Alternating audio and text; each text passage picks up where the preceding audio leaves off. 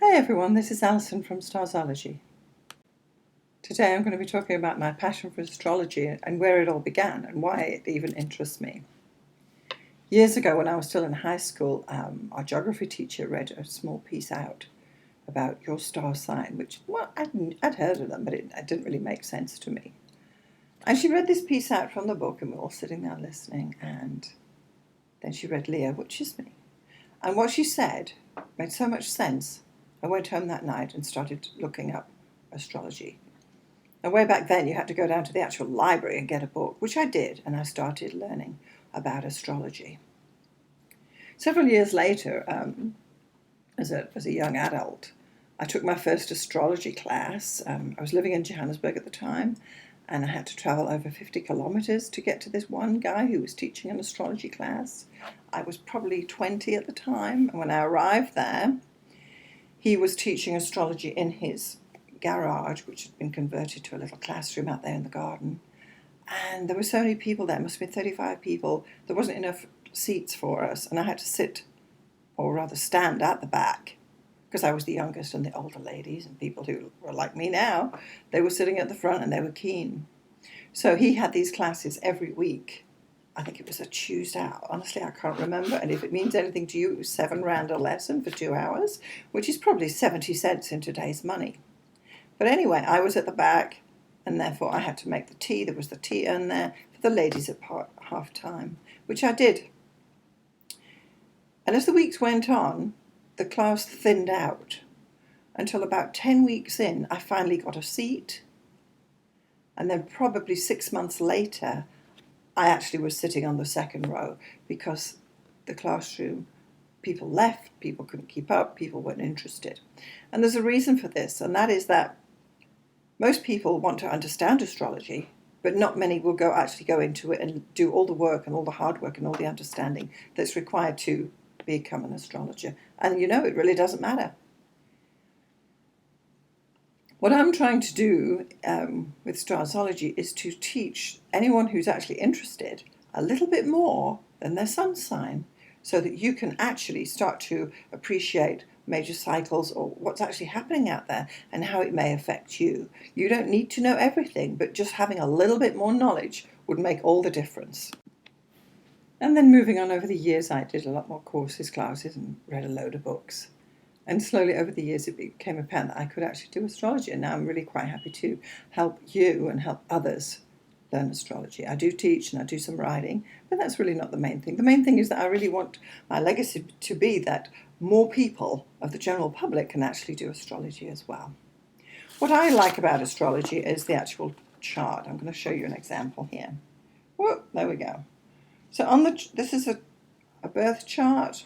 I'll probably scan it in later. But what interests me about this is the actual the glyphs and the symbols that go up to make a chart, because as they come up, you can see they're different colors, different things, and this has meaning in itself.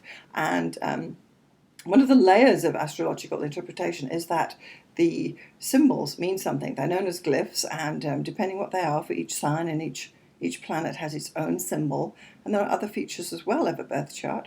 And all of these things go together to create the language, which is astrology. And it's almost as though these symbols are the letters used up in the alphabet to create words and ultimately sentences that you can read a chart from. Now, another way of actually working with charts is through my iPad, where anyone can get this app. It's Astrogold, fabulous.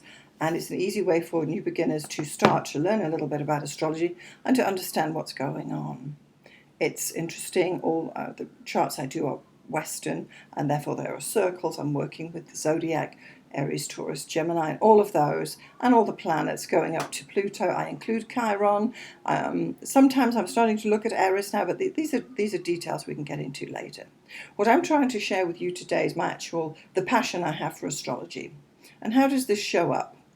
Well, typically the first thing I think about when I wake up is, where's the moon? What's this? What's happening today? Where's this aspect going? What can I do? Or I wake up and I have an idea and think, I need to share this with my community. Whatever it is coming up, we had a recent eclipse, there'll be another one in 6 months' time. There's always something developing, and astrologically as the planets continue to move through the zodiac, and this creates the tension and the release that we see, and they will affect different signs at different points, depending what planet's moving, which way it's going, and so on. And all of these factors are what brings an astrology reading to life, that it's continuously moving as we speak. From the time I started this video to the end of this video, all the planets will have moved infinitesimally forward. The moon may have moved a little bit further forward, but not that much. Also, we have that the zodiac is constantly ascending over the eastern horizon as the Earth spins. So it's a continuous movement, and it's like the ebb and flow of tides. And we're all aware of that if the tides are going out and then the tides are coming in, and I often use the analogy of if you want to be a surfer and go down to the beach and do some surfing, you can only surf in when the tide is coming in. There is no point paddling out when the tide's going out to do surfing. And that's really a physical, visual thing that you can see that the planets are creating, and there are other tides and waves and cycles that occur depending which planet's moving where. And once you realize which wave you're on, or we're all on together, depending which type of astrology you're working with, you can benefit by actually working with the stars rather than against them. So these are my thoughts for you today. I work as an astrologer. I have clients from around the world. You can visit my website at starzology.com. And I actually practice in Vancouver, and I do lectures and give classes and talks in our area, and there are other local, dare I say, we cross over the border. I've spoken in the States as well, and I'm happy to share my astrological knowledge. I sometimes partner up with my business partner, and we do the Vancouver Astrology Summer Workshop, and these are particularly more advanced topics and more for people who do know a little bit more about astrology, but you don't need to worry about that now. For someone who wants to start doing astrology, it's probably going to take you around 12 months before you can get through the first wave of information, and you could at that point technically write an exam, and then moving on after the first year where you know about how to do a natal chart, you would move into advanced topics on natal astrology, and then finally when you get to the third year of study, you can definitely get into the forecasting. Now, it does depend who you are and how much time you have available. If you do want to learn more, I always recommend to my students that if you want to be a good astrologer, you need to put in 7 hours astrology work a week, and that can be in reading, writing, doing charts, doing homework, attending lectures and things like this. But it's being part of the astrological community and pursuing it as an interest. So that's 7 hours if you want to be a good astrologer, but if you really want to be a great astrologer, you need to put in 14 hours a week. That's 2 hours a day, every day, so that you can get ahead with astrology. Now, typically, if people start to learn a little astrology, some of them, I would probably say, I want to say 10%, but it's more like probably 1% of those who actually take their first class go on to become an astrologer, because the fallout rate is pretty high, and that's due to the technicality of it all, but you don't need to know this. All you really need to know is a little bit more than your sun sign. You could learn about your moon sign. Well, I'll be talking about that in another episode, and ascendants and so on. So just having a little bit more basic knowledge will actually help you. In a way, it's much like looking after your own body, that if you know you have a headache, you can go and buy yourself a headache tablet. You don't need to go to the doctor when you've got a headache, right? Simplistically, you see where I'm going with this. And the thing is that if you do know a little bit more astrology, you can use the benefit of the power of astrology and to improve your life.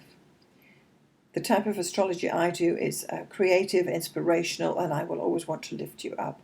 I don't do doom and gloom astrology, and I wouldn't like you to do either.